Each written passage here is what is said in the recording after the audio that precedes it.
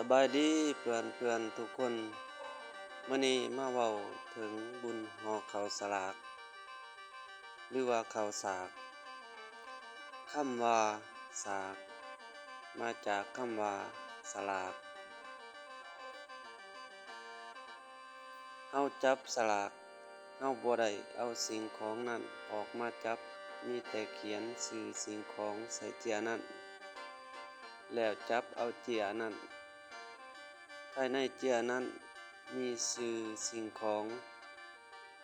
หรือชื่อเจ้าศรัทธา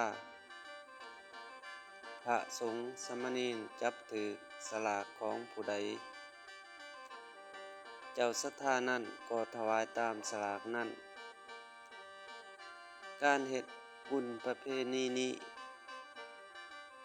ชาวลาวเฮาเฮ็ดกันเป็นปกติจนกลายเป็นประเพณีบุญนี้เฮ็ดในเดือน10เพ็งจึงเอิ้นอีกอย่างหนึ่งว่าบุญเดือน10คือบุญห่อข้าวสลากหรือข้าวสากนั่นเอง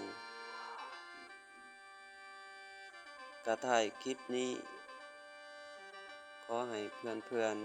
ๆจงมีความสุขกายสบายใจมีอายุมั่นขวัญยืน